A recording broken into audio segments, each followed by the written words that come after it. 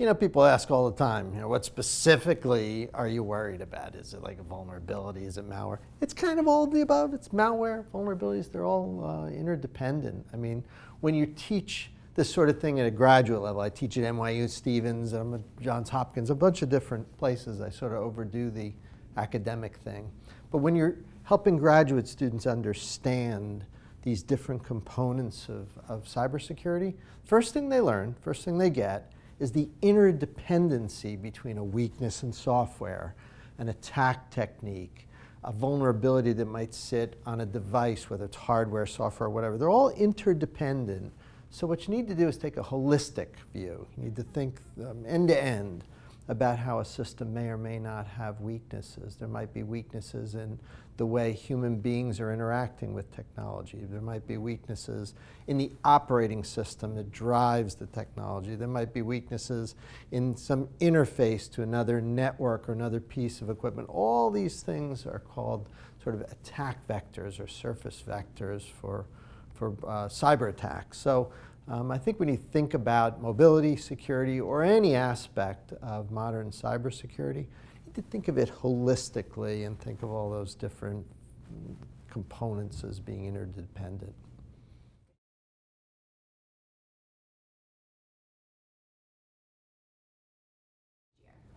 When a CSO thinks through the priorities, it's a tough job, I'll tell you, to balance the kinds of things that require a lot of intense concentration, like real deep problems in infrastructure that need to be fixed, with the day-to-day things that could be just as important, sort of in an aggregate sense, is the essence of the CSO's job or CISO's job, this idea of trying to balance resources, budget, capital, time, effort, energy, into the broad set of issues that are brought to a CISO's desk every day. It's a tough job. And again, it's sort of like anything, like if you're managing a business. You have broad issues like strategy and mergers and what do I want to be in 5 years?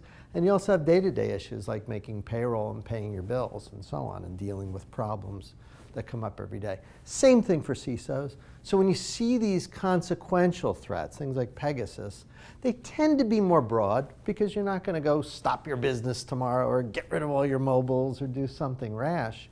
You do have to start thinking, what are the consequences of someone having the ability to remotely control a mobile? So the first thing that comes to mind for me is architecture. It means that you make the assumption that in a company, any one device potentially could be had, or a group. So you have to assume that and set the architecture up in a way that takes that into account. So if I lost a bunch of devices, does that mean I lose the whole business? I hope not.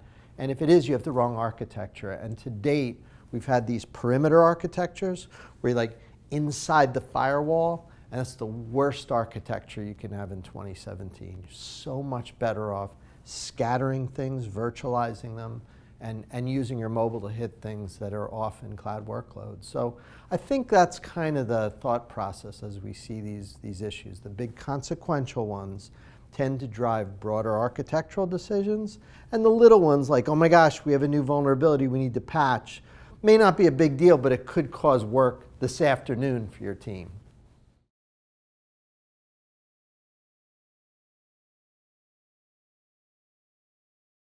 So you see all the time this issue of a business having bought a mobile device management tool or an enterprise mobility management tool. They're all over.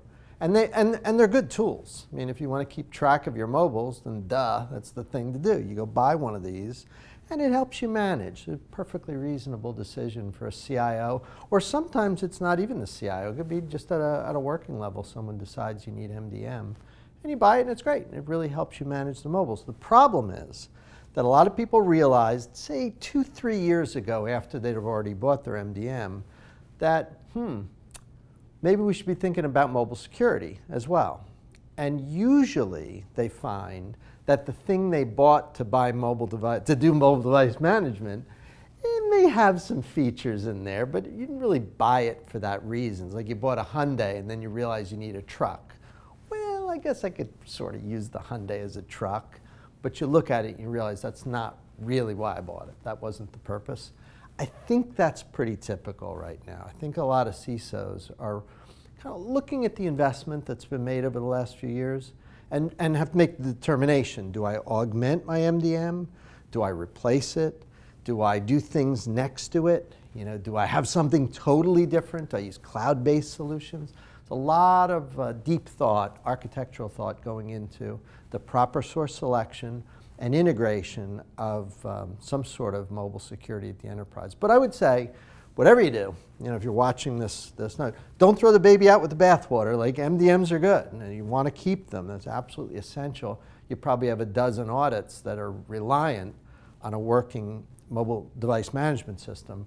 But I do think it makes sense now, rather than just sort of look at the tool you've got and maybe have the salesperson come in and show you a couple of features, step back and look at kind of in a holistic sense. What are your requirements? What do you need? Where are you going to be in 5 years?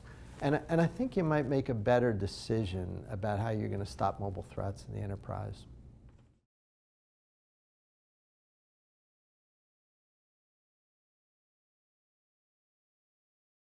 So when CISOs try to balance productivity with security, they immediately hit up this problem where end users want to do what they want to do. They want to download apps, they want to go on websites, they want to maybe monitor gambling and other kinds of crazy stuff. And the CISO obviously is going to say, no way, you can't do that. That's not part of our business activity. Just be a little careful. Because once you start going down that path of saying no, no, no, no, no, and I gave a couple of obvious examples where, yeah, it's probably going to be no, but once you start saying no, no, no, you're immediately creating the possibility that that employee is going to go run off to shadow IT. They're going to use their own phone, they're going to use their own cloud storage, they're going to just live a life away from your official IT team.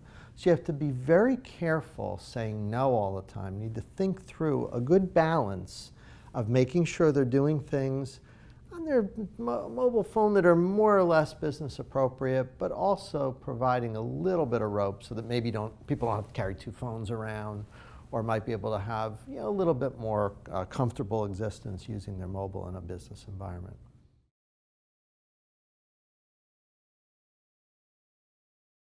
And measure implies a metric, and my belief is there really aren't good metrics for that. They tend to be more qualitative than quantitative. I ask you, how effective is your CEO? Well, stock price, years in the business, revenue growth. There are some numbers, but that's not typically how we measure the effectiveness of a CEO. Most people in a business would say, our CEO is wonderful. She understands who we are. She's part of our community. She's helped all, these softer qualitative things. I honestly believe CISOs, it's the same thing. We're managing risk, and the best CISOs are ones who can provide that balance between security, risk, community, helping the business move forward, enabling new services, stopping attacks, that whole collage.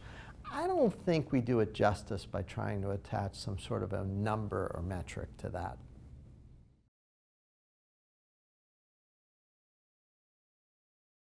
So the thing that makes a great CISO in today's security environment is somebody who can communicate. You need to be able to communicate with senior executives in the C-suite, providing sufficient understanding of threat, but never talking down to the C-suite. Be careful. We need to challenge our leaders to raise their game a little bit. They understand finance. They can understand cyber a little bit. You also need to be able to communicate with the tech teams. So be able to understand the language of protocols and firewall rules and cryptanalysis and policy and all that kind of things, a lot of gearhead stuff. You need to be able to communicate at that level. And in addition, you need to talk the language of compliance and regulatory accounting. Pretty boring stuff, but really important. And when you're going toe-to-toe with a regulatory group, you need to have the maturity and the communication skills to push back when they're being inappropriate or when they are being appropriate. It's very difficult to have all of those communication skills wrapped in one person. But I think over the next decade or so, we'll see a crop of young people I see now in industry kind of collecting those skills. And as the position moves more and more toward a senior executive position, I'm hopeful that we'll have a lot of current young people step into that role and fulfill all those communication obligations.